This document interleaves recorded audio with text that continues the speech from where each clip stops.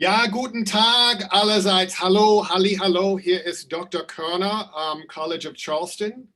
Und ja, wir fangen an. Beginnen wir heute. Herzlich willkommen bei Lowcountry German Day. Ja, guten Tag allerseits. Hallo, halli, hallo. Hier ist Dr. Körner am College of Charleston. So, Moment. Ja. Oh, okay, so. So, ja gut, herzlich willkommen allerseits. Wir haben viel geplant für heute und wir fangen an und zwar jetzt. Herzlich willkommen bei dem Lowcountry German Day. Moment, so.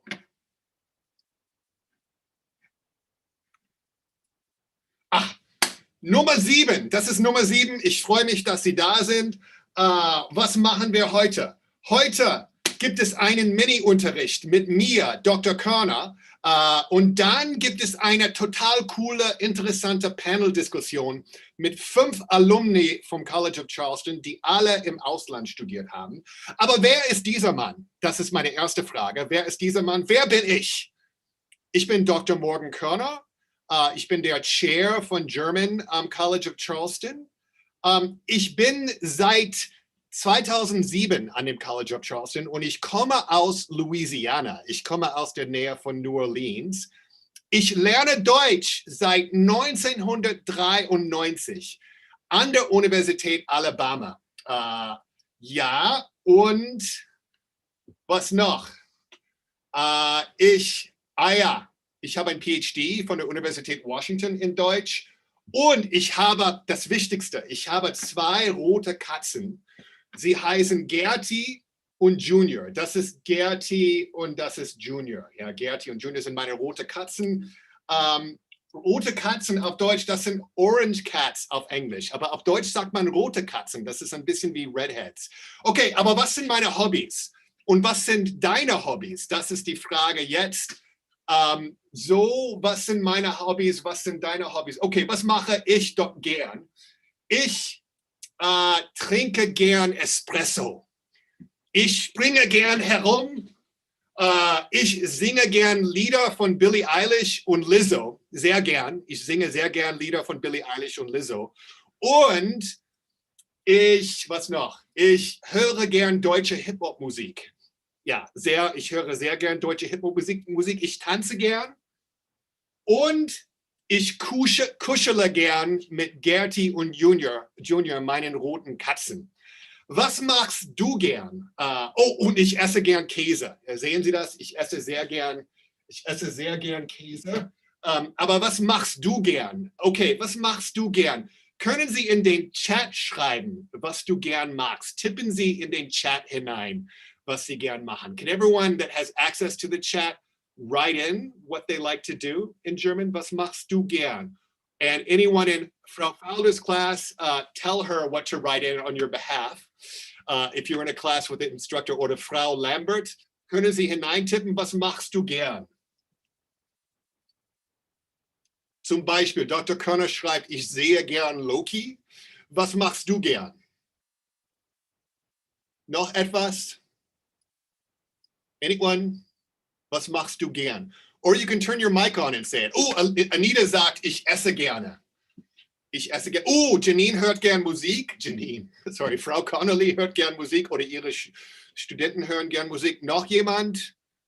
Ich trinke gern Espresso. Surfst du gern? Tanzt du gern? Thomas W. trinkt gern. Und Robbie zieht gern, Frau Wang schläft gern. Catherine Munn liest gern. Ich spiele gern. Oh, ich lese gern. Ich schwimme gern. Ich lese gern. Oh, ich spiele gern Fußball. Ich tanze gern. Oh, ich singe gern Karaoke. Watch out, everyone. You have to put an E on the end of the verb. That's the conjugation. So, ich singe. You take off the N and add an E. Ich singe and then gern. Ich singe gern. Super. Oh, Frau Fowler reist gern. Oder ihre Studenten, ihre Schülerinnen reisen gern. Ich heckle gern. Sehr interessant, Frau Becker. Okay. Was isst du gern? Nächste Frage. Was isst du gern? wenn du ins Restaurant gehst? Hier ist eine Liste von verschiedenen Arten von Essen. Zum Beispiel amerikanisch, argentinisch, brasilianisch, chinesisch, deutsch, koreanisch, libanesisch, spanisch, portugiesisch, pakistanisch, österreichisch. Was isst du gern? Was isst du gern, wenn du ins Restaurant gehst? Ich esse gern thailändisch und ich esse gern mexikanisch und ich esse gern griechisch. Ich esse sehr gern griechisch. Ich esse gern indisch. Was isst du gern? Schreiben Sie in den Chat. Was isst du gern? Was isst du gern? Isst du gern afghanisch, ägyptisch, amerikanisch, deutsch? Caleb isst gern deutsch. Lorian isst gern mexikanisch. Ich auch, Lorian. Ich bin ein Fan von. Wenn ich ins Restaurant gehe, esse ich amerikanisch und italienisch. Dylan sagt das. Sehr gut. Noch was? Ich esse gern Spanisch. Tapas, Tapas, Tapas. Ich esse gern Italienisch, Chinesisch, Mexikanisch. Russisch. Georgi, das ist sehr interessant. Georgi isst gern Russisch, Chinesisch, Japanisch und Indisch.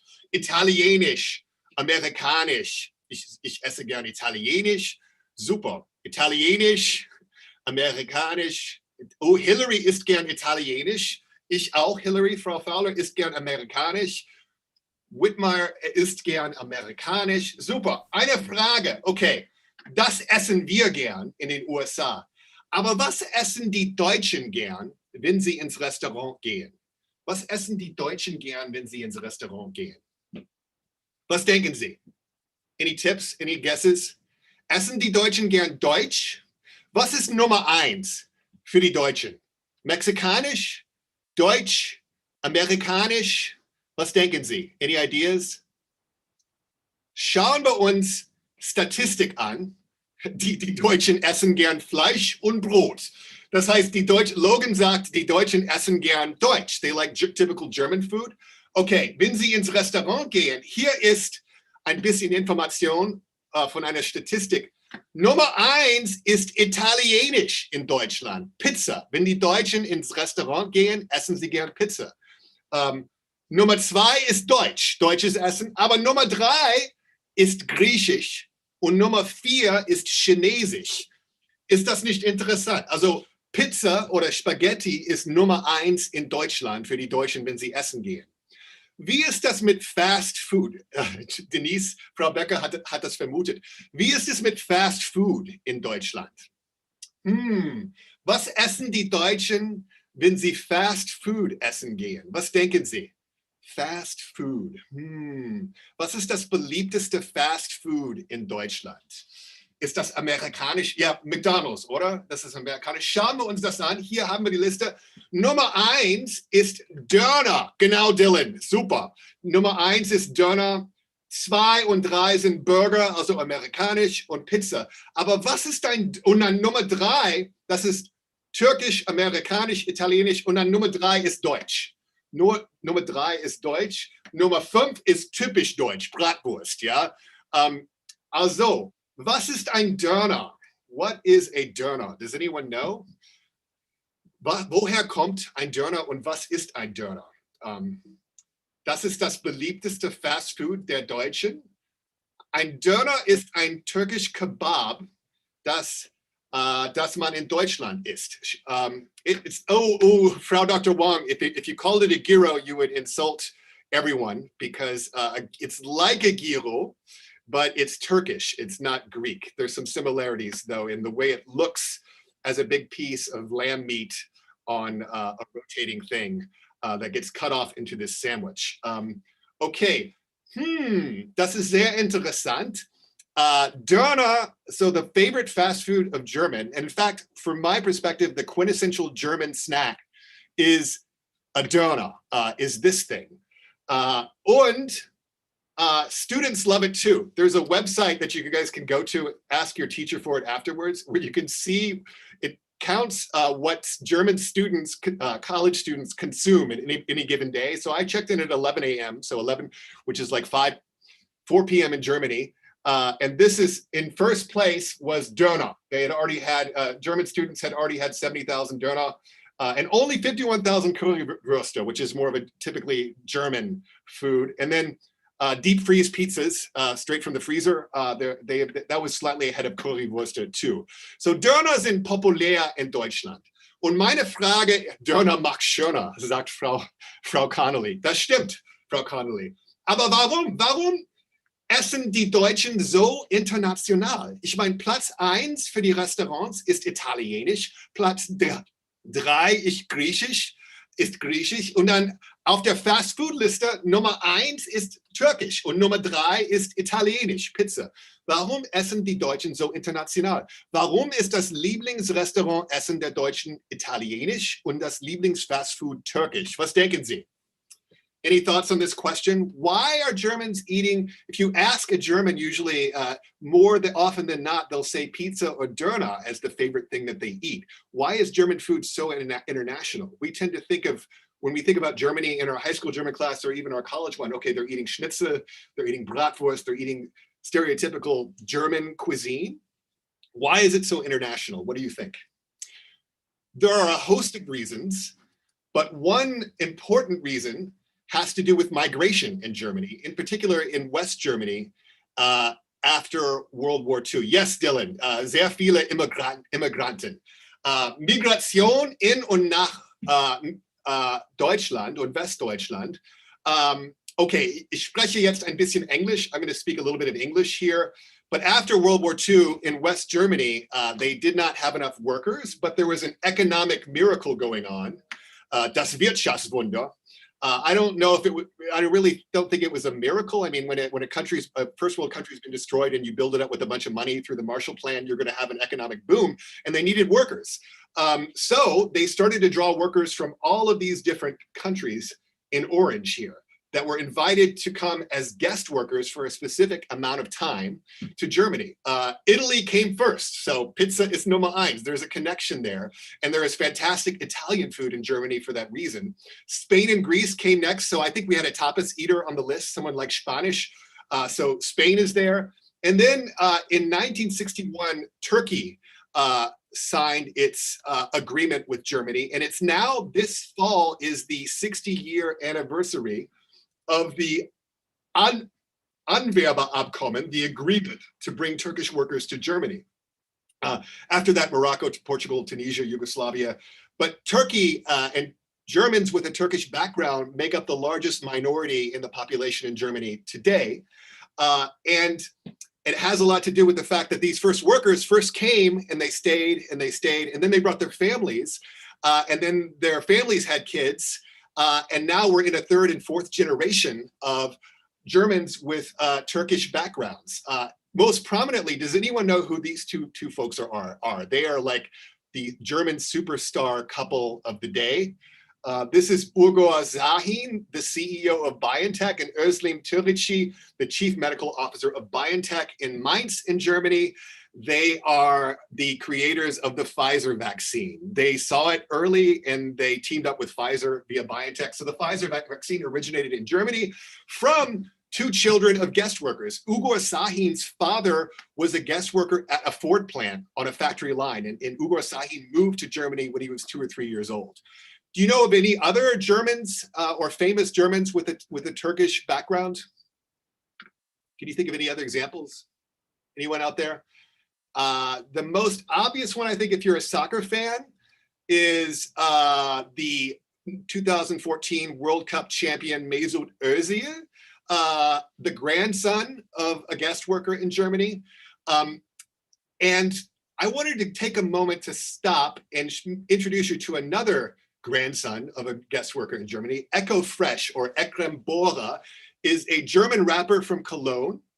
And a couple years ago, he wrote a song called 1994 about the 3 generations that had sort of happened. He's the 3rd generation, but he wrote it from the perspective of the 2nd generation. So the ish in this song is the 2nd generation, the son that came over. And then it talks about Dein Großvater. So what does the song tell us about the Großvater and his generation? What does the song tell us about the 2nd generation? So the ish and the wir. what does the song tell us about you all? It addresses a you all. That's the third generation. What do we learn about the third generation from this song? Okay, so some of the classes out there have this song printed out. Others don't. What I'm going to do is, instead of me reading it out loud, I'd like you to read it out loud. But feel safe. You can have your sound off. And I'll just click through it and read it slowly in my mind so you can read through the song, and then we'll talk about it and listen to the song quickly. Okay, but remember, you're thinking about 3 questions. How does this song describe the first generation that came to Germany, the second generation, their children, and then the third generation today? Okay, let's read.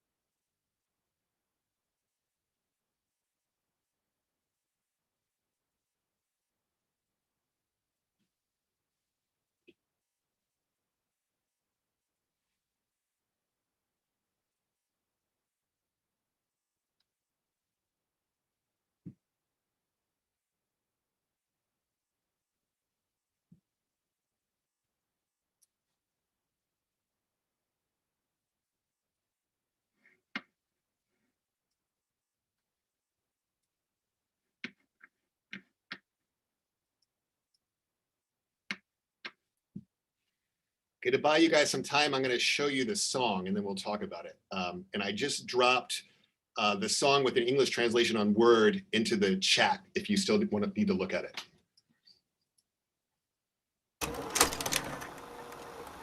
Oh. Oh. So.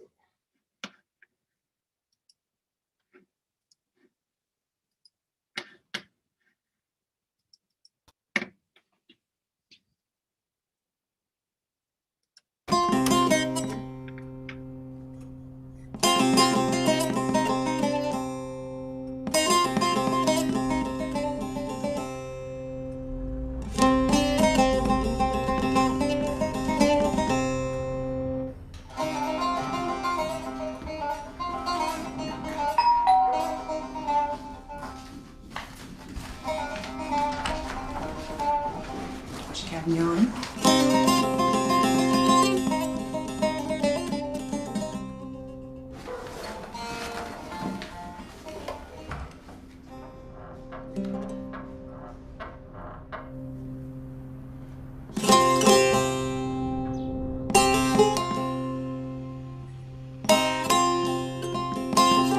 Baba. Die haben mich in der Schule gefragt, wo ich herkomme. Dein Großvater kam in dieses Land, wo er gar niemanden kannte. Sein Kumpel hatte ihm erzählt von der Arbeit, die er fand. Sein Schicksal nahm er in die Hand, als er auf den Wagen sprang. Die Fahrt war lang, doch für die Familie trat er sie gern an. Das sagt sich leicht, aber sich auf eine Reise machen, auf den Schritt dann einzulassen, Frau und Kind allein zu lassen, in einer Welt, wo ich die Sprache nicht sprech. Er sagte regelrecht nur ein Wort, ja zu dem Chef, aber sein Ziel war noch weit am Arbeiten unter seinesgleichen. Wann wird die Familie endlich wieder vereint? Da war ich 17,5 und wir sind rübergekommen, doch dieses Abenteuer habe ich nicht als Schüler begonnen. Dafür war es schon zu spät, damit man Armut überlebt, war für uns der Weg vorher bestimmt, arbeiten zu gehen, und wir haben uns bewegt und dann lernten lernten wir auch Deutsch. Opa sagte immer wieder, wir sind hergekommen für euch. Er hat sehr vieles versäumt und wollte nichts Neues probieren. War leider noch im gleichen Job von 9 bis um 4. Doch im Gegensatz zu ihm hatten wir Freunde von hier, haben uns mit Deutschland identifiziert. Und dann kamt ihr, dritte Generation Gastarbeiter Gurbetschis, wo man eine 1 in Deutsch und Mathe auf dem Schulheft sieht. Vergessen nicht die Herkunft, weil sie hier in neuer Heimat sind. Ihr werdet es im Leben einmal deutlich weiterbringen. Die Vorurteile sind gar kein Thema, nein. Du wirst Jahre später ein großer Arbeitgeber sein. Heute ist Opa tot und all das nahm er in Kauf. Und wir haben uns getraut, haben einen Laden gekauft. Mein Traum war ein Stückchen Land von hier, Garten und Haus. Doch leider kann ich bei den Wahlen nicht raus. Aber du, Sohn, der war stolz, das ist was, wo ich mir sicher bin. Denn er kam mit nichts sehen, sein Enkel darf jetzt mitbestimmen.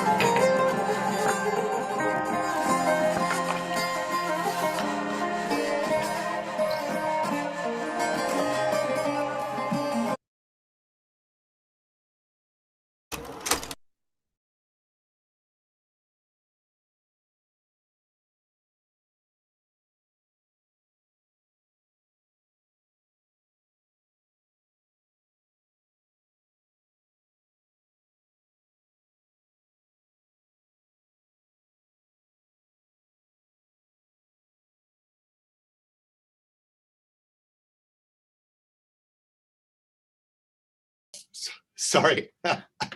So what do we learn about the first generation and the second generation and the third generation from this song, from Echo Fresh's perspective? Thank you, Christian. Does anyone want to add anything?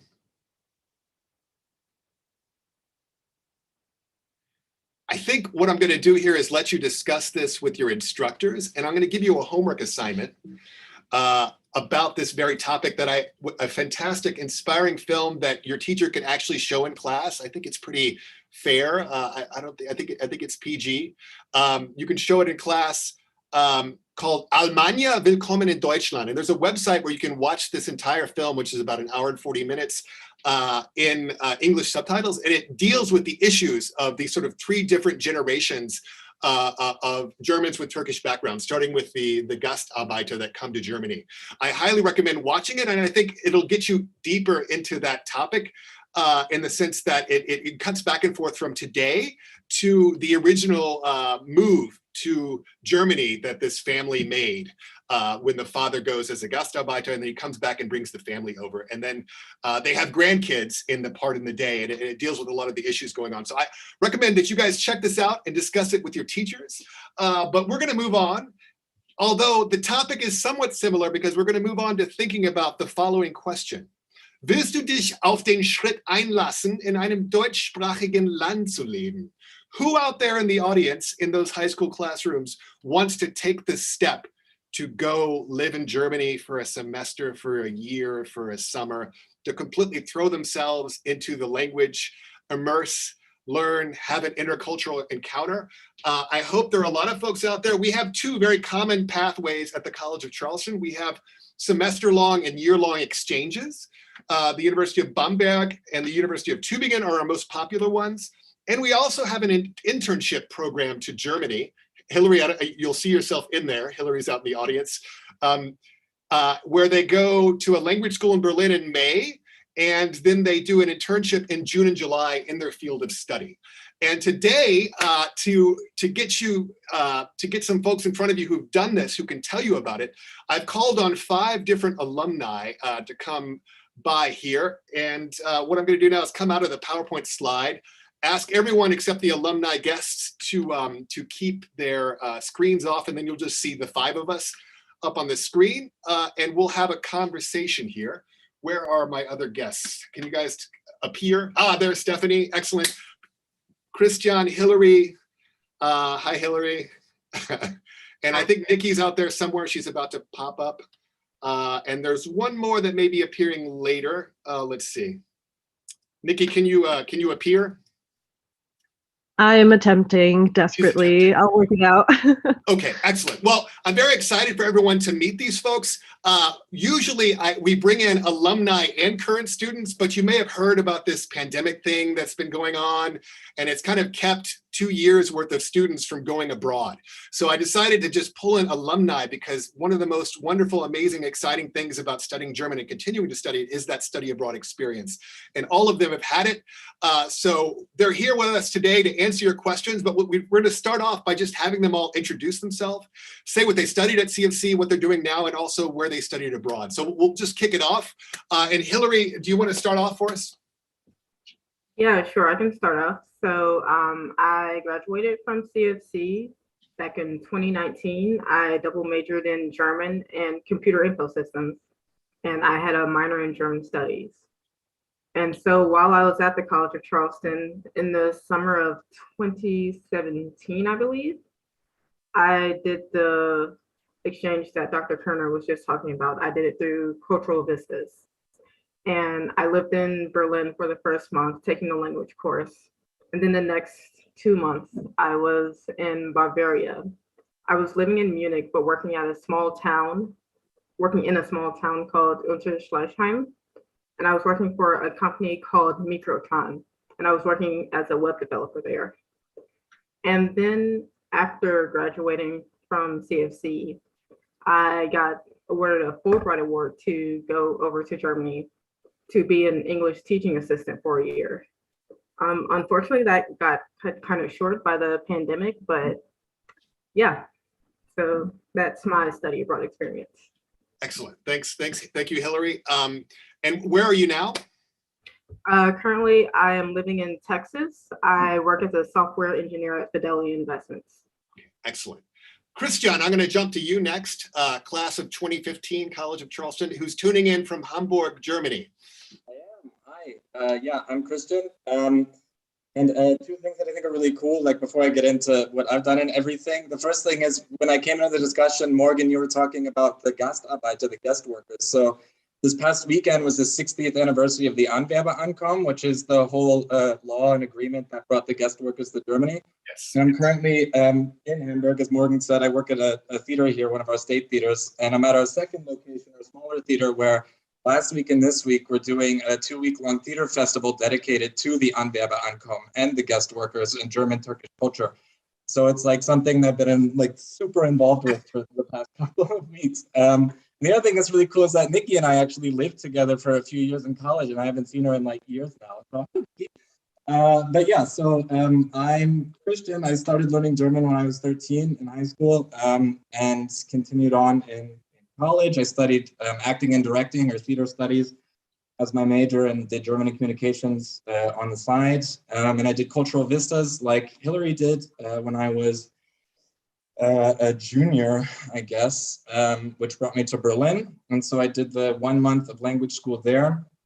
And then I stayed in Berlin for another 2 months and worked at a small arts management startup, and I ended up getting a job through them. And after I graduated from CFC, moved to Berlin. I was there for 4 years, and I've now been in Hamburg for 2 years. And I studied arts administration at the University of Zurich, which is what brought me to my current job in Hamburg. But my husband still lives in Berlin, so I'm there quite a bit. I sort of travel between both of the cities. Yeah. Awesome. Fantastic. Okay, well, we'll come back to 2019 then, class of 2019, Stephanie Zelker. Hello, my name is Stephanie Selker. I graduated in 2019. I studied German and political science while I was at CFC, but kind of everything I did in college was more German focused. I'm currently in Charlotte, North Carolina, working for a company called Coleman Research, but up until May of this year, I was working for a German company in Charleston. And while I was at CFC, I spent my entire junior year in Bamberg through the CFC exchange program. So I did 2 semesters over there. It was amazing. It was absolutely life-changing. So yeah. Fantastic. And where are you now? I'm in Charlotte, North Carolina now. Okay, and now I just learned this when we were setting this up that Nikki was Christian's roommate for 3 years in college. But Nikki, welcome back. Can you tell us a bit about yourself and your experience with German and where you are now? Yeah. Hi, everyone. So my name's Nikki. I'm also class of 2015. So Christian and I were roommates. And one way that we actually saw each other a lot was on campus during our German classes. I'm originally from Germany, so I didn't actually do a study abroad, but I did travel a little bit back home just to see my dad. Haven't been back in a while. I was supposed to go last year, but COVID happened. So that's a bummer. But ultimately, we're going to get married. My fiance and I are going to get married in Germany next year. So looking forward to that. But yeah, so I was a German major, double major in German and psychology with a minor in neuroscience. I did 3 years of neuroscience research at MUSC here in Charleston before going to medical school. So now I'm in my final year of med school, and I'll be starting my surgery residency in less than a year, oddly enough. Yeah.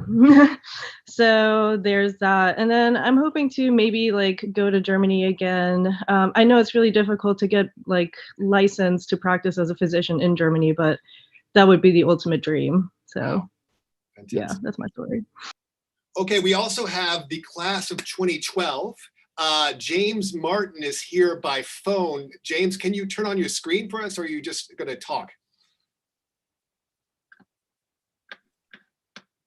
Hey, how's it going?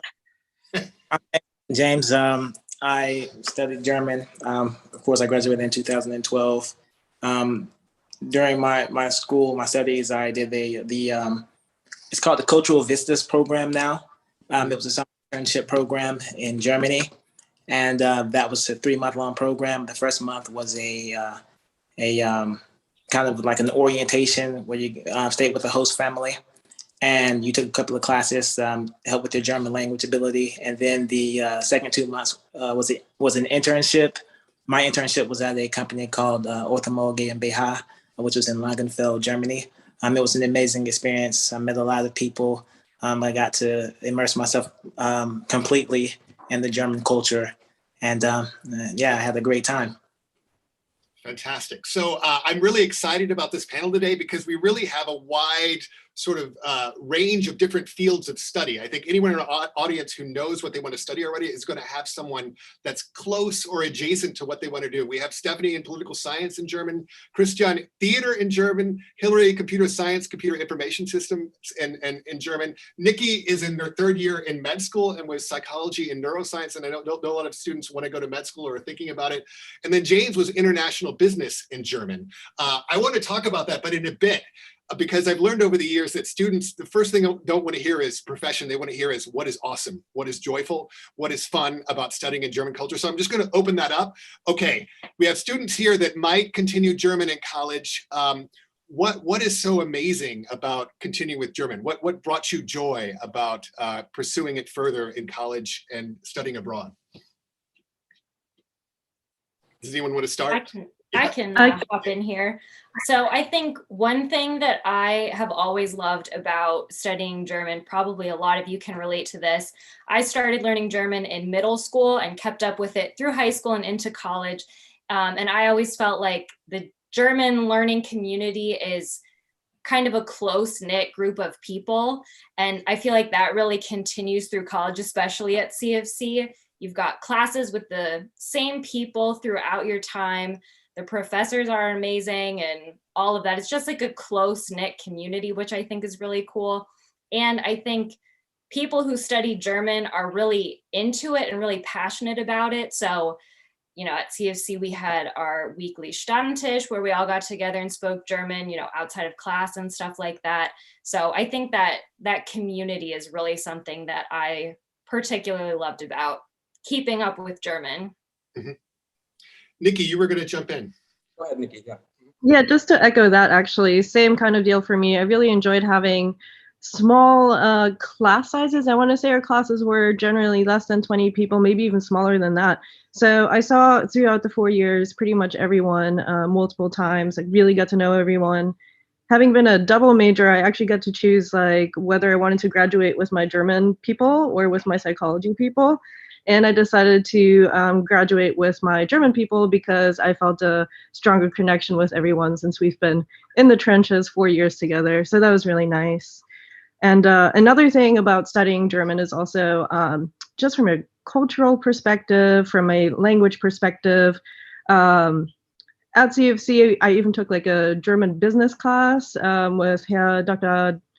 Dalana, I think it was, like my freshman year, way back when. And then, you know, a lot of literature classes on film, like German film, which if you're not into yet, I'm sure you may or may not be into in the future. It's very good theater and film. So I think that was another experience for me that was really, really good, was just sort of the wholesome German experience that I got at CFC.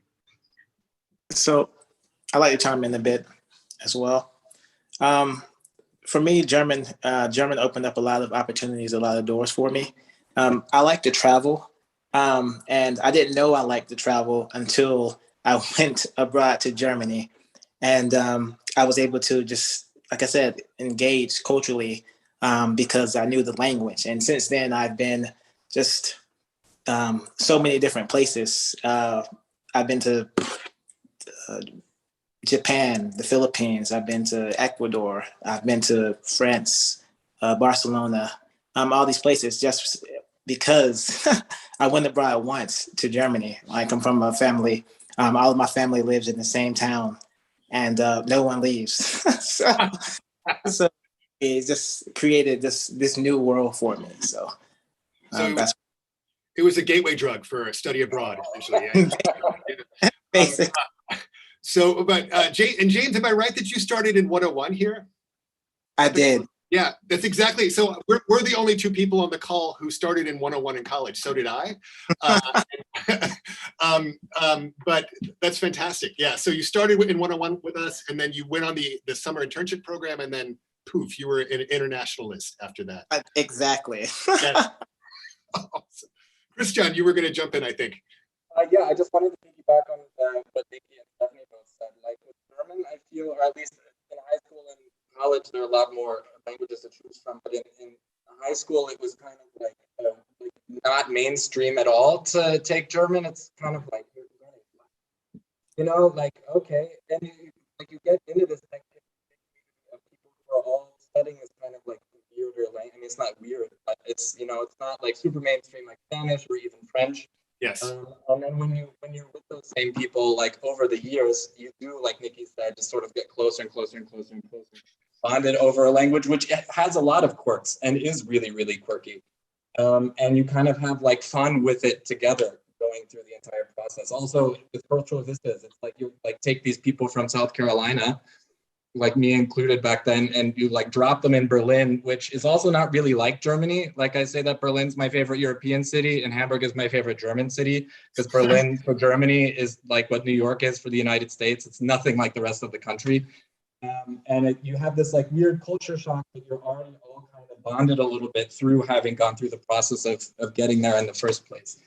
And so it builds also through that like a really strong sense of community, which super valuable to me, and also gave me a lot of courage to also do what James said, to put myself out there a bit more. Sort of like, okay, I'm not the only one doing this. All these other weirdos are doing it with me included, as like a super big weirdo, theater weirdo. And it was just like it was a lot of fun. It was a really enriching experience. Hillary, do you want to say anything about your experience? Yeah, so I started learning German. I also started learning German in middle school and kept it up through college. And what Stephanie was saying, it is a very close-knit community. Like Dr. Wong was my German teacher in high school. So yeah. And also with Nikki's point about the classes offered by the German department at College of Charleston, I've taken a few interesting classes while I was there. I took one by Dr. Nino about the African diaspora in Germany, and I really loved that class. And then I was also in Dr. Kerner's infamous theater class, and I really loved that experience. And yes. Oh, go ahead. Yeah. And go so with James's point about learning German, helping him to like want to explore the world. Before I went to Germany, I had never left the country. I had never even been on a plane. So I would say that my initial studying abroad in Germany really jump-started my love of traveling. Since then, I've been to London, I've been to Ireland and North Ireland, I've been to Cuba, I've been to the Netherlands, and I plan on going to a lot of other places as well. And you mentioned this earlier, Hillary, but you, of course, also won the very distinguished Fulbright Study Abroad Award, and we're back in Germany for another 7-8 months before the pandemic hit. Yeah. So, yeah, that was fantastic. So just to summarize a bit, I'm hearing, and to get back to Nikki, Nikki, I've heard this from our students in the sciences, like biology or biochem is my work, and German is my family. We have a lot of double majors in both, and they sort of come back and they have this close-knit community here. And then in regards to the classes, Hillary just pointed out, I wanted everyone to hear that.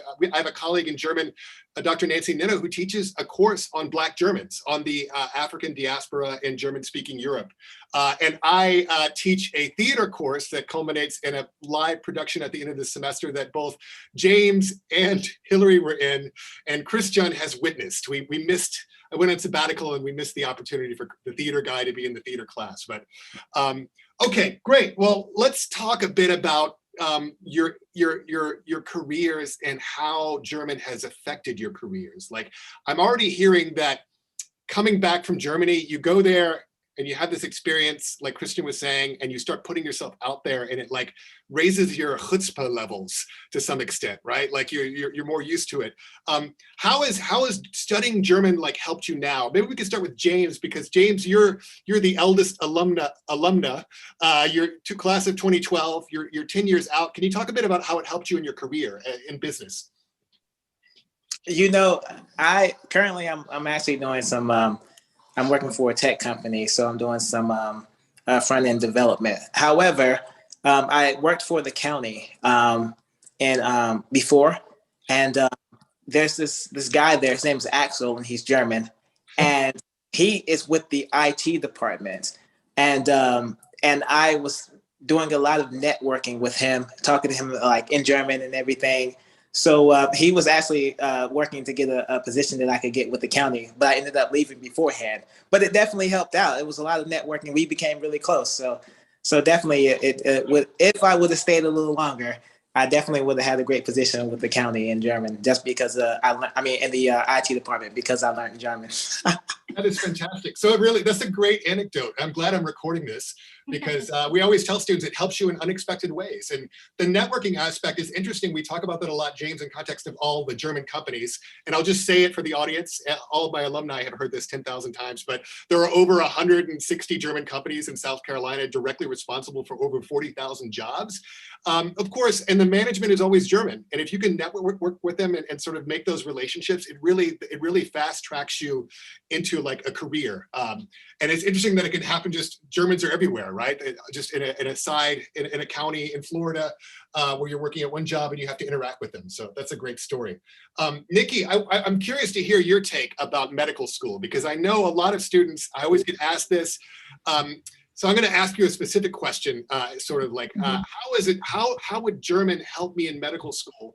And also, what would you tell to a student that wants to go to med school and is like leaving high school, going to college, and thinks, I have to kill all my darlings and just study biochem, like, and I can't do German anymore. What would you tell to them about continuing with it?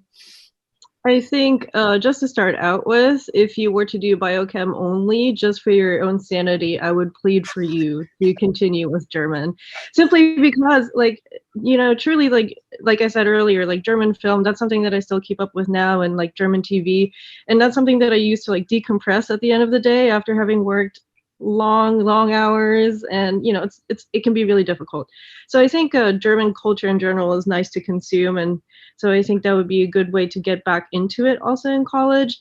As far as, you know, once I got to medical school, there are a surprising number of things that are named after German physicians and scientists. So I've also recently really gotten into like science history and medical history, specifically related to like the late 1800s, early 1900s in Germany, sort of like pre-World War I specifically.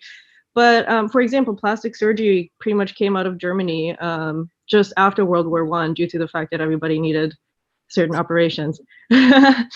So it's just been kind of fun to learn about that. And then I recently just had an interview for a job for next year, where that was actually one of the biggest talking points that they had with me was, oh, like, do you speak any German? Like, can you speak some with us? And, you know, they just found it really, really interesting, just because, like what Christian was saying, it was just not quite like, I guess, the mode. Like, not everybody really studies German.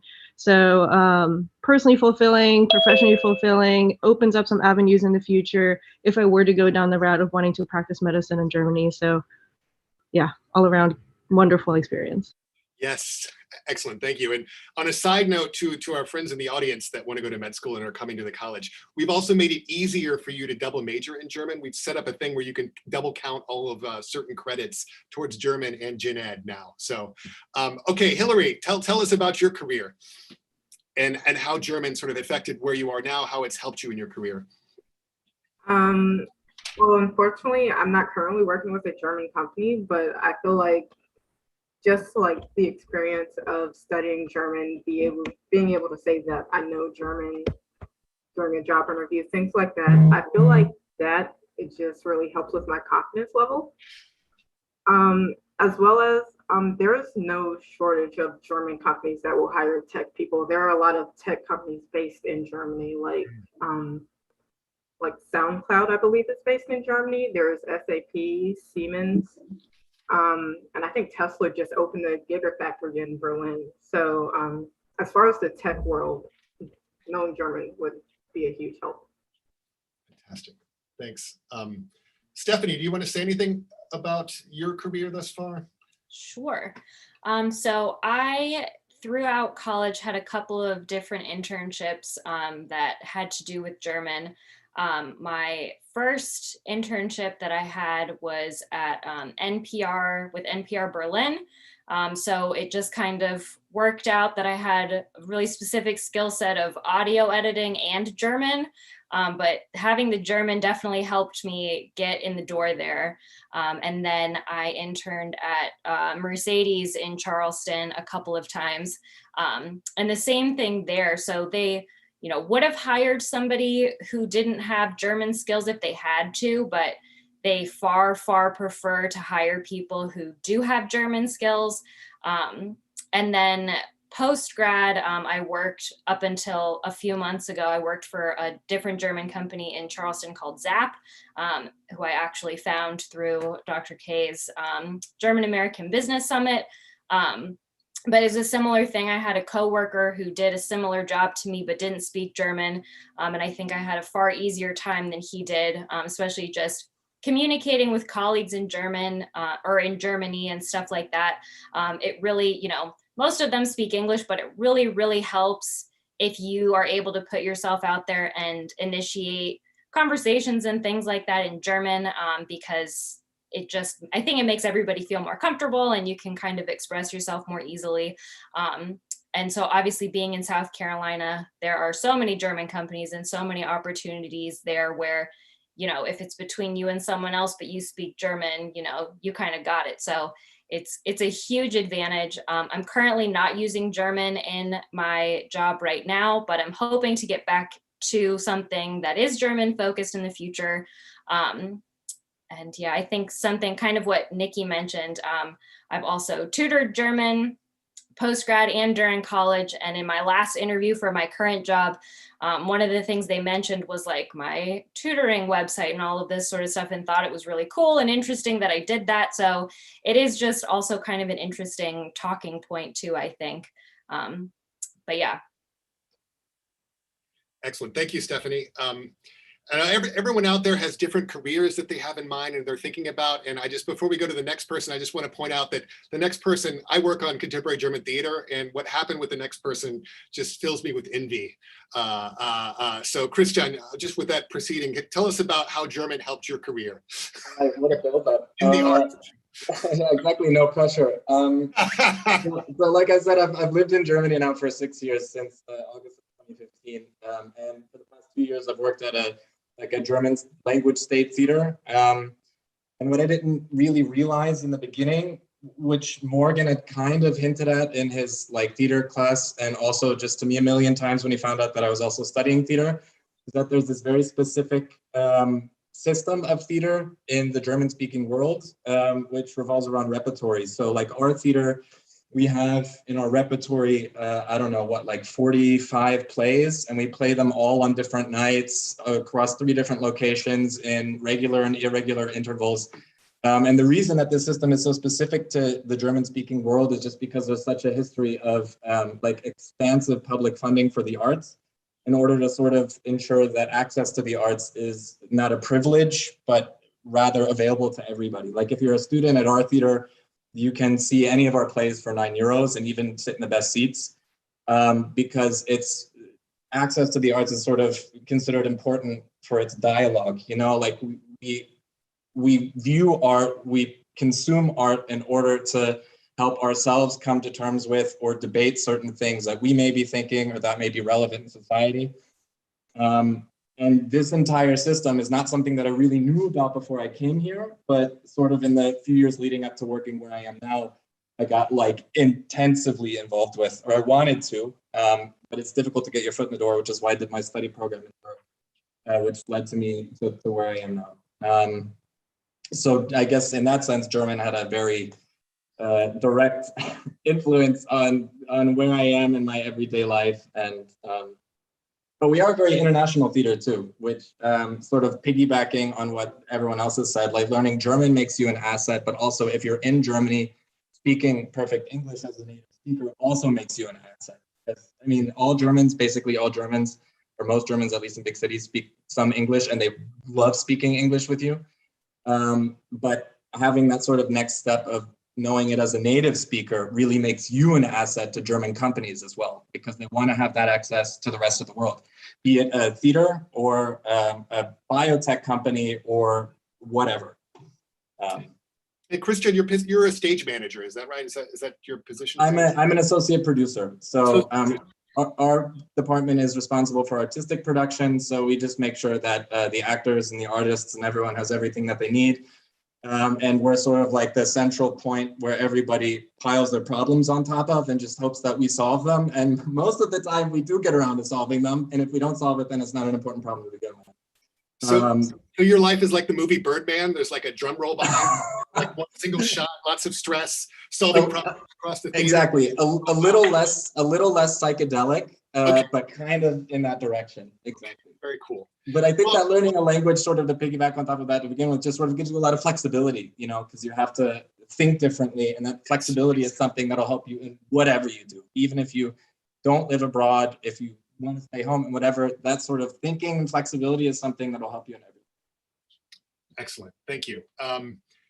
So I'm going to encourage everyone out there to start formulating questions, pass them on to your teacher, put them into the chat, and we'll get to them. I'm going to ask one more question, then we're going to turn over to your questions. But my question, I think you guys have already set up in a way, in talking about your study abroad experience and how it changed you when you first went abroad. And Nikki, in your case, I think it would be, you know, growing up between cultures would be the sort of question for you there. But I'm very interested to hear more specifics. It sounds like it's a swagger incubator. Like you go there and you come back and you have swagger, right? Can you tell me more about how the study abroad experience transformed you? Stephanie did the kind of exchange I did. She did a whole year, which is rare these days, but she did a whole year in Bamberg. Everyone else, Christian, James, and Hillary, you did the summer internship program, and then Hillary went back for another year after that. Can you talk a bit about what specifically changed and what it was like to go? And, you know, can you say more? We'll start with Hillary. Do you want to kick it off? Yeah, sure. So I would say the major thing that changed for me is I gained a new perspective. Mm-hmm. When I got back from my first time being in Germany, you could not get me to shut up about the things going on in Germany. Like if I saw something, I'd be like, in Germany, they do this. So I would say I gained a new perspective on life. I started seeing things a lot differently, like cultural wise, as to how we do things in America, as opposed to Germany. And yeah, like you said, you kind of gain a swagger from it. You gain a new sort of confidence. Where does that come from? Is it just from like the process of going? Can you talk more about that? I'd say for me personally, it's just having an experience that I never would have thought I would ever have. Like, I'm from Florence. It's kind of a small town. No one in my family has ever traveled internationally. So I just, yeah, I just never thought I'd do something like that. So I just gained a newfound confidence from it. Fantastic. Hillary, I can still remember you booking the flight and coming by and talking about it. Like you were flying from like Miami to Lisbon and you were going to spend like 9 hours there and then continue on. Yeah. So fantastic. Well, Stephanie, tell us about the year. So you were on the ground for 11 months or 10 months in Bamberg? Yes. Yeah. It was, I mean, I would not change it for the world. And I think about the, how does it change you piece of it? I think for me, a huge part of where that kind of confidence comes from is just really having to put yourself out there in a lot of situations. And also, I think finding some confidence within yourself that you can do it. You can put yourself out there. People are going to understand you if you're speaking German to them, all of that sort of stuff. And I think once you realize that, it's kind of like, okay, I lived for a year in another country, I can do anything kind of thing. And I think too,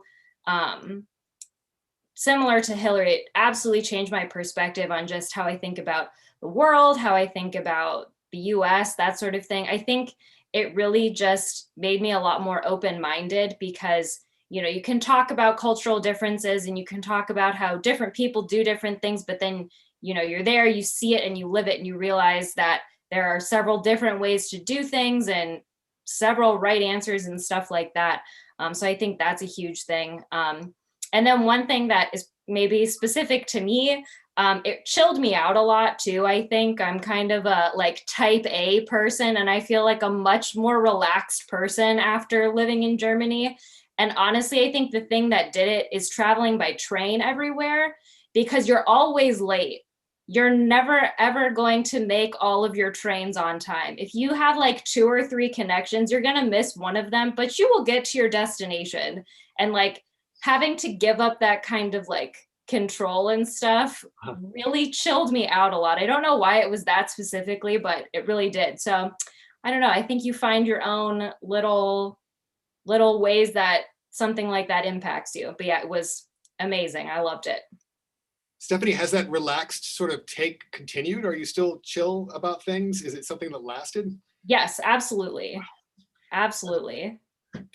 That is fantastic. And to Stephanie's point about like it's one thing to know, to understand a culture, to read about it. It's another thing to just be there for a period of time. I think that's what James was mentioning earlier about his networking experience about the guy in IT.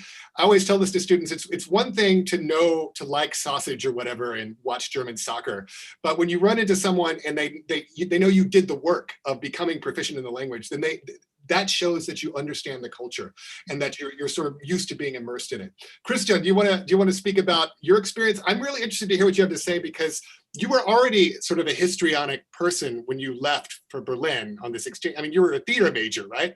So how did it change you? You're saying that all actors are histrionic? I don't know if I should be flattered or offended. I mean, okay, you had histrionic talents. Like you came to class and impersonated me, like with a wig, like my hair, and gave a presentation and had all sorts of shtick. So what changed for you when you went to Germany? Well, I definitely, I in some ways became I did become a lot more calm just because in the beginning for a couple of years, my German wasn't at a point where I was like super comfortable just talking with everybody. So I learned how to actually not just talk without a filter, but listen to people and really take things in, which was like a huge step in the right direction. So in that regard, I have become a bit more calm, but also just because of my job, I'm like always permanently stressed about absolutely everything. It's that sort of like problems piling on top of each other, but it's a nice kind of stress. It's the kind of stress that, I don't know, is fun. But I can also support Stephanie's statement that the trains are always late. In Switzerland, they're on time. That is not a myth. But in Germany, they are famous for not being on time. So it sounds like your study abroad and just dealing with all those things helped you in your future career as a in chaos management. That sounds like what the title of your job is. Chaos manager. Yeah, the chaos manager. That's actually, maybe I'll put that as the translation of my title in my email signature instead of associate producer. That's a lot more accurate. And now I think that the study abroad experience also just sort of helped me. It sounds super cheesy, but like rediscover myself through the fact that I was in a completely new place, where like all of these cultural hangups that I had about a lot of things, I could just sort of forget and address myself completely new while also addressing a completely new place. And that was, I think, the most valuable takeaway, just like internally and externally, that I got from cultural visas. Thanks for mentioning that. That was also the case for me. Studying abroad was like having a blank slate, a tabula rasa, and no one knows you, no one has expectations, no one from your town is there. It's kind of like going to college in a way, but you could still run into people from your town in college, and it's in a different culture. So it kind of like quadruples down on the experience you have your freshman year in college. And it creates this space where you can create and find out who you really are, which is wonderful. James, what part of South Carolina are you from? What town are you from? I'm from Greenville. Greenville, okay. So tell me about your study abroad experience. So you actually just touched on it, and the Cultural Visas program is in a way interesting, because when you start out that first month, you get placed in Berlin, and some of the other guys from your school are there. So you know them, and then you might meet some other people from the United States as well. And it's easy to get to know them, to communicate with them, because you are coming from this common ground. However, depending on what your internship ends up being, you can be placed anywhere in Germany. So I got placed on the opposite side, away from everyone. And that's when you really discover who you are, because you're in this place, you're alone, and you have the opportunity to either succeed or fail. Mm-hmm. And my personality, like I'm outgoing. So it was very easy for me to succeed, because the first thing I did was I ended up in this, basically I was staying in this student dorm, and I just started communicating with the first person I saw in German. Hey, how's it going? I'm so-and-so, so on and so forth. I got to know them. I met their group of people. We had a great time together. And I just met so many people based off of just being outgoing. Again, like, you get to discover yourself because you're out there, and you don't have that clutch that you had when you started the program in Berlin, of the group of people that you already know, and you can already, go out with, do things with, just be together. So it was pretty great, though. Definitely. That's fantastic. And just to point to our audience, so this internship program in Germany we've had since 2003. Professor De La Lana, who teaches business German for us and other things, has been running it since then. We've sent 119 students, and he sort of fine-tuned it over the years based on what James is saying. You leave the people you know in Berlin, and he visits everyone in that first and second week. He'll like travel through all of Germany and meet with you and your boss just to check in, because he knows that's the shakiest period of transition, so to speak. But James is laying out exactly how to do it. We had a science major who was pretty shy and went to Frankfurt, but he did all the same things. He's like, okay, I'm going to plan. And he like bought a basketball and just went out and then met a bunch of people, right? He was playing basketball. He went to like a board game night, just looked around online, and he met all sorts of people. Even if you're shy, if you plan and put yourself out there, you will meet people and really get to use your German and have those encounters. Nikki, are you there, or should we come back to you?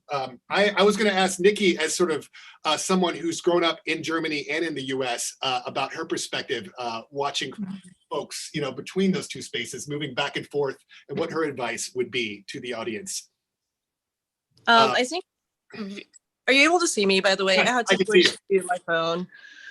So it's actually really interesting, because when people hear that, like, I'm coming from Germany, they're like, oh, like, that's pretty much like the States, right? And like, it's not. It's really not.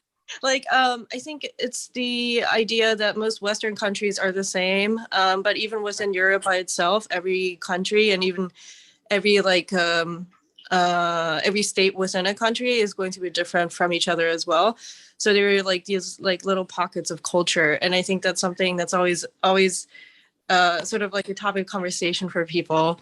But other things that I've noticed, and this is kind of strange for me to say even, but it's sort of like your mannerisms are going to be different. So I find that people in Germany tend to be a lot more direct. And having been in South Carolina for quite a while, I find that that's a big cultural difference. So whenever I come back from Germany to South Carolina, I'm having to make a little bit of a adjustment to how I talk, I feel like.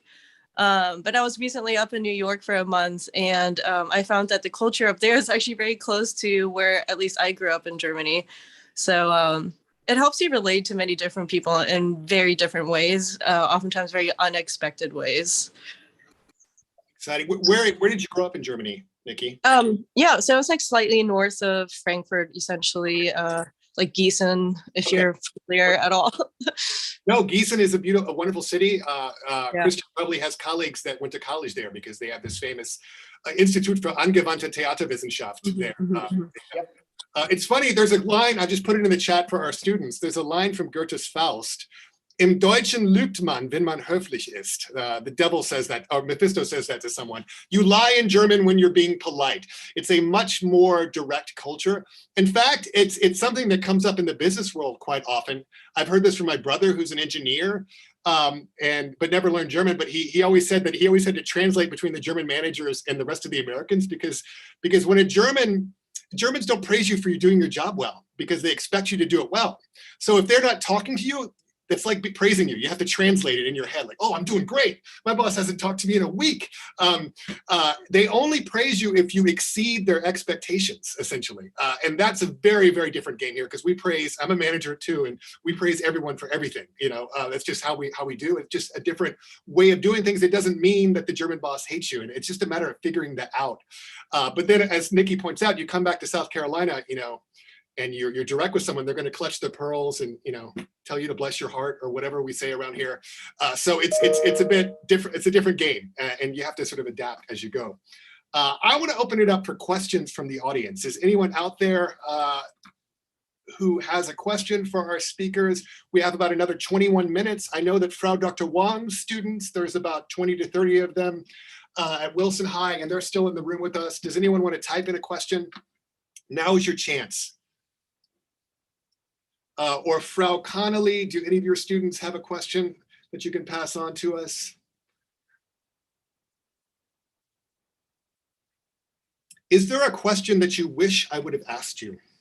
I always do this in interviews. Is there a question that you wish I would have asked that I didn't ask?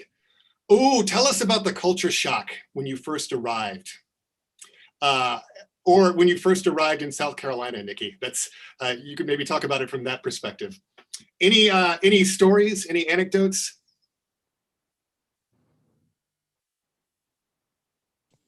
So 3 years ago, I went with my fiance to Germany for the first time ever for him to meet my dad, who doesn't speak any English whatsoever. My fiance speaks no German whatsoever, so that's very interesting. But as soon as we left the airport and made it to my hometown, the first thing we did was go to a grocery store called the Globus. But it's so much more than that. And they had a barbecue at the time because it was like, summer.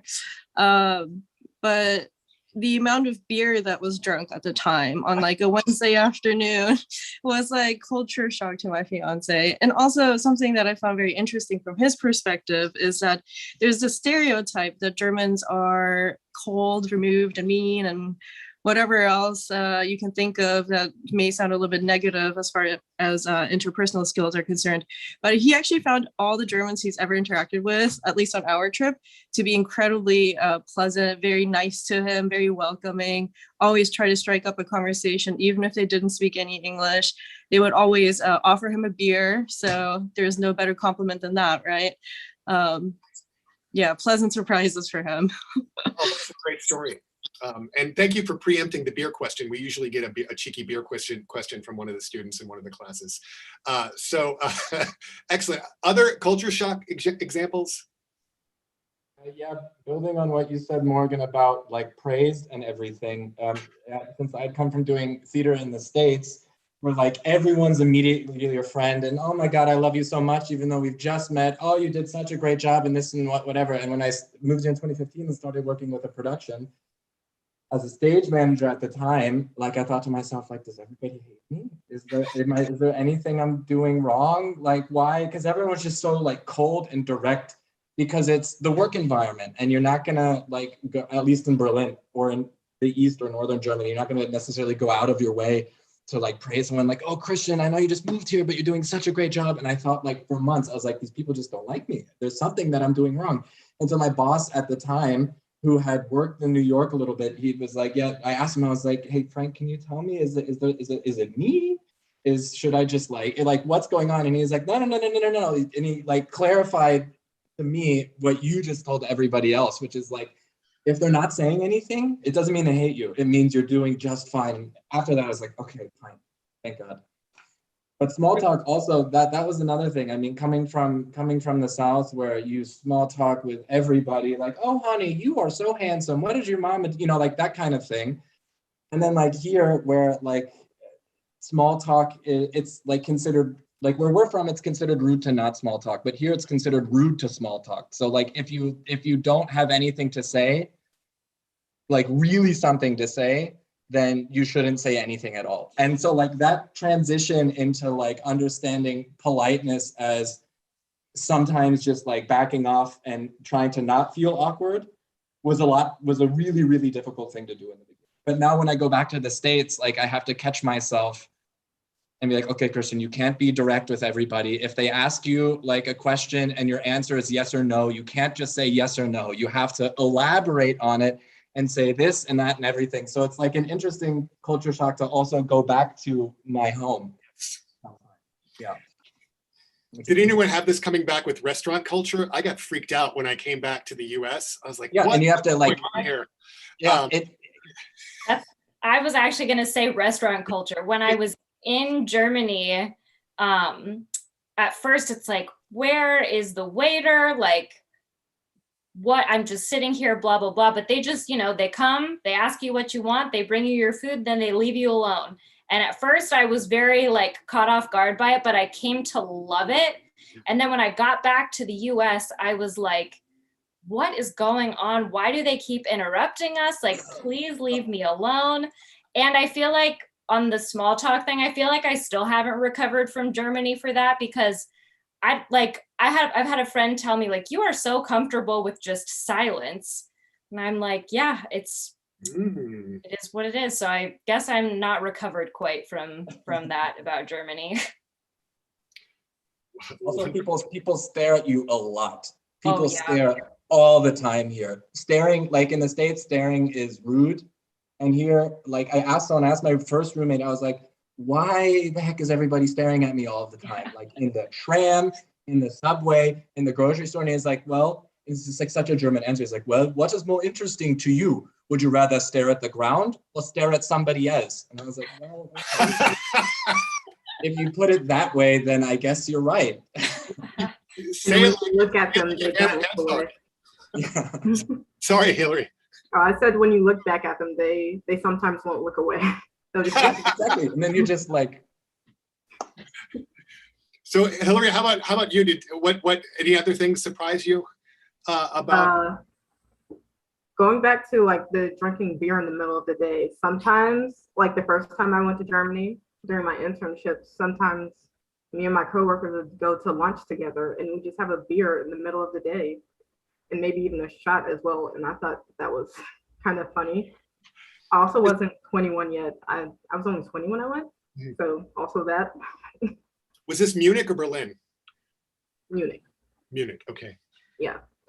And another thing about it is the second time I was in Germany during the Fulbright year, they have this, they're kind of strict in grocery stores, like when you go to the cash register and you have to put down the little divider.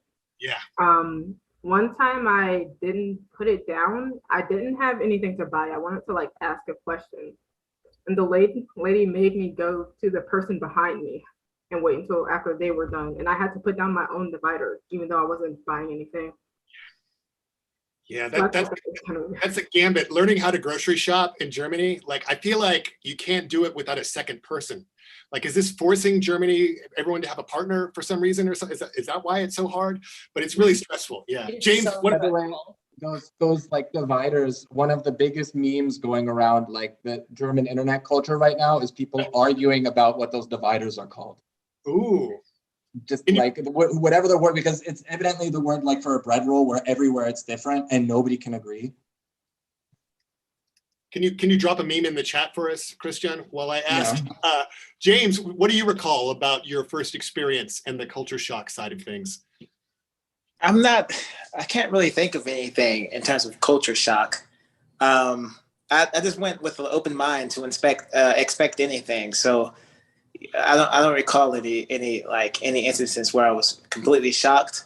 I had like interesting stories, like events that happened to me. Like one time I was in a restaurant, and this guy and this woman, they like boxed me in. She wanted to pick me up, but I tried to. I'm a nice guy, so like it was really difficult for me to turn the leather down easy. But like as everyone's mentioned, Germans are very direct, and I'm not. So I'm just beating around the bush trying to tell her no for maybe 30 minutes, and then my friend came and saved me. I texted like help, and he came and saved me. So. I need a directness translator to come in and translate for me right now. This is working out. Yeah, got it. Christian, we have a question in the chat, and maybe other folks can speak to this as well about being LGBTQ and being in Germany, and what advice you would give, and how it is in comparison to the U.S. So that's a great question. That's actually the reason that I fell in love with Berlin in the first place. Like as soon as I went there for cultural vistas. I mean, the sort of lange Rede, kurzer Sinn, Germany or Berlin is the city in which I finally actually came to terms with my sexuality, because it just, like in progressive circles in the States, like even though you say like, oh, I'm LGBTQ, I'm gay or whatever, it's people like, oh, okay, you're gay, like it's a thing. Whereas here, people just don't care. People don't care. Like whatever, like you can be whatever you want and nobody cares because it's your private life. And that was something that I absolutely loved from the very beginning. It's like, oh yeah, I'm gay. People are like, okay, great for you. I'm really happy for you. But it's like sort of in a lot of places, at least in larger cities, sort of past the point of necessarily having, if it's important for your identity and that's how you express yourself, then people absolutely love it. But it's not something that anyone is going out of their way to know or necessarily be interested in, or as sort of a result of that, discriminate against. But Berlin is also, I would say it's the LGBTQ capital of the world. I've never been to Tel Aviv. I've heard that Tel Aviv is also amazing, but Berlin has a very long history with LGBT culture that goes into like the 1800s. Kaiser Friedrich, who was very, very famously gay, who was an emperor. It's a completely different cultural connection to what LGBTQ is. And there's nowhere in the world where I've been where I felt more comfortable with myself in the context of my sexuality than here. So I would absolutely recommend it.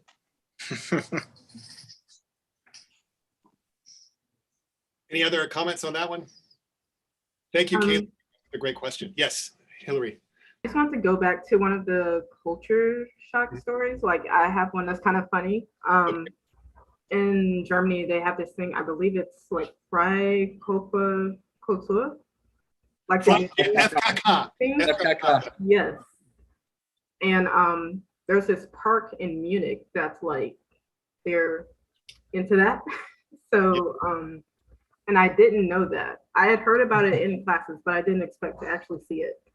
So I just decided to go on this Saturday morning stroll through this park in the middle of Munich. And I just saw these old men just relaxing naked in the middle of this park. And like people were just walking around like it was normal. And that was a huge shock for me. It was hilarious, but There's a park in the middle of Berlin as well, the Tiergarten, where there's like a whole section where like you're just riding through with friends who are tourists, and you're showing them the city, and all of a sudden you're in the middle of a whole bunch of naked people. That happened to us when we were in Berlin. We were walking with the group, and we just so happened to walk right through the park. And one of our friends who's with us was very conservative, and she was bright red, and everyone else was like, "Just look the opposite way. It's cool." But it definitely happened.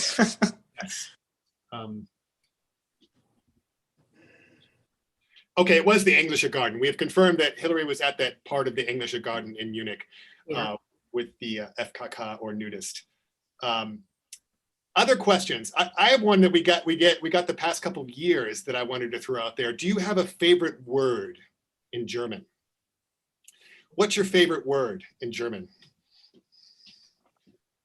My favorite word is Schmetterling.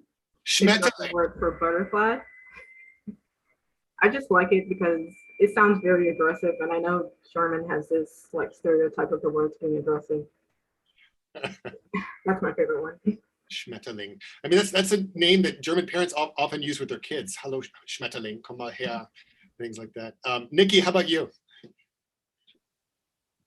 I'm trying really hard to think of one singular word. The first thing that popped into my mind was a Schwarzwälder Kirschtorte, which is just a very awesome cake.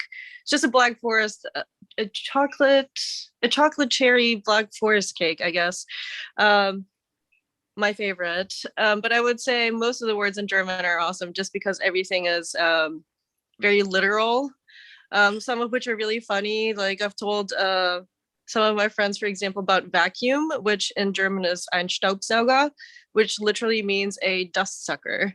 So just fun words like that all over. Staubsauger, and it's two words that come together. It's like German nouns are like Legos.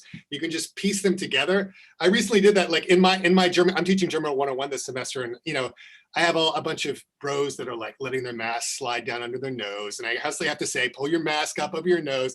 And after a while, I'm like, well, how do I break the tension here? So I got him to start calling me the Nasenpolizei, nose police. And then I taught them how to curse in German and say Scheiß Nasenpolizei. You can just add that on, and it becomes a really long. Scheiß to anything. Yeah. Add Scheiß to anything, and all Germans do it. Like Scheiß isn't even really a bad word. Like you'll hear like 7-year-old kids like. It's not the same word as the S word in English. It's more like I don't know, like, another like crap. Yeah. James, how about you? Favorite word? I'm not certain. That's a good one. We're gonna wait on you and come back, Christian. One word that doesn't really translate. Like my favorite words are like really cute German words. Like one that doesn't translate is gemütlich.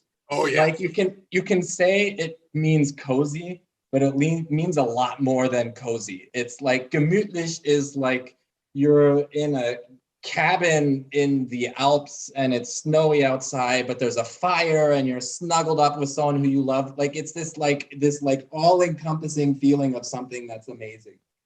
Or another one which is more literal is flauschig, which means like fluffy, but you can say like, oh, like that's a really fluffy person if someone's like really sweet, which I think is such a cute way of describing somebody.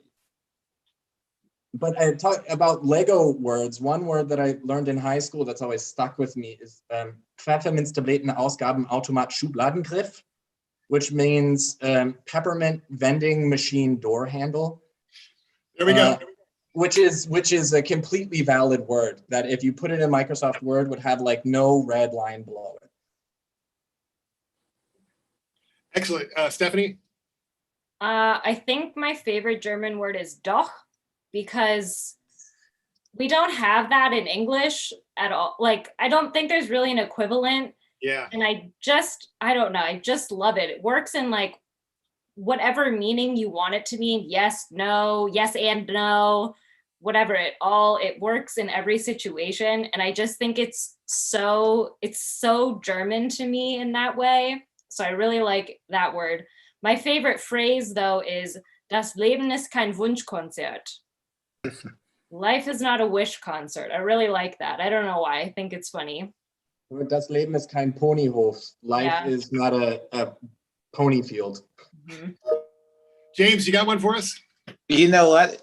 Speaking of doch, bitte, it's very similar, you know? Like, Yeah, bitte. Yeah, it's both a word and a modal particle, which you can just sprinkle into any sentence. basically. Yeah, awesome. Okay, guys, we have a couple minutes left, and I wanted to just ask a final question for our audience, because you have an audience of, today 60 to 80 high school students, but this is being recorded. It's going to get it sent out to high schools throughout South Carolina. So when they're exhausted one day, they're just going to play the video and have them watch you. So what would you tell your high school self? What advice would you give your high school self about continuing with German, or what to do moving onward? Is there anything you'd like to say to yourself in the past via a wormhole? Any final bits of advice, Hillary? Or anyone, go first if you have something to add. So me, I actually, when I got to college, in high school, I studied Spanish. Right. And after college, I actually just, my advisor tried to get me to do Spanish again, and I told her no, I wanted to do something. And I randomly picked German. And if I were talking to my high school self right now, I'd say, man, when you randomly pick a language, it's going to be great. Go with it. Anyone else? Yeah, when I was in high school, I did like a 3-week exchange in Erlangen outside of Nuremberg. And I had the option of doing a longer exchange for an entire semester, but because I was in high school, I wasn't really sure. I was like very verunsichert, like insecure about doing it, that I didn't jump the gun and do it. And I think looking back on it, just how overwhelmingly positive all of my exchange experiences were. I would have like kicked myself and said, no, you are going to do that entire semester because you are going to love every second of it. So seize the moment, even if it's in high school. Do an exchange if you can in high school. There's a lot of money and support for that. Find any other final words from anyone? I would say don't be afraid to make mistakes. I think you get a lot farther if you just put yourself out there and try, instead of being afraid that you're not going to say something right or you're going to make a mistake, because people will understand you and appreciate that you're making that effort. And I think you make a lot more connections if you just go for it rather than kind of hanging back afraid to make a mistake. So that's what I would say. Yeah, I really want to second that. I feel like my anxiety around not being super great at German led me to kind of just be hesitant to speak it and try to learn it more. So yeah, there was this phrase I learned recently that's really helped me. Is done is better than perfect. As long as you apply yourself, it doesn't have to be perfect as long as you do it. I had a motto in grad school. What's the worst? There's a question. What's the worst? What do you call someone who wrote the worst dissertation in the world? Doctor. A doctor. Doesn't quite work for an MD. I don't think that would work, Nikki. It still does, you know. The last person in my class is still a doctor. Okay. Nikki, do you have a final word for us? I think kind of what everybody else has been saying. I would say if I could go back in time, I would just tell myself to, you do you, like seek out your opportunities, like do what's best for you, do what feels right, like whatever you're interested in, like you should go with that gut feeling as opposed to like letting people pull you in one way or another, like towards Spanish, for example, like James was saying. Just seek out your opportunities, see what you like, explore as much as you can, and can't go wrong doing that. Wonderful. Thank you all so much. I want to applaud you and thank you all for coming. And this is really fantastic to get this group of folks together. Some of you I have not seen in a very long time. And it's exciting also to have some of you meet others. You weren't in the same class and you're sort of meeting the other legends from throughout the years here. So thank you all for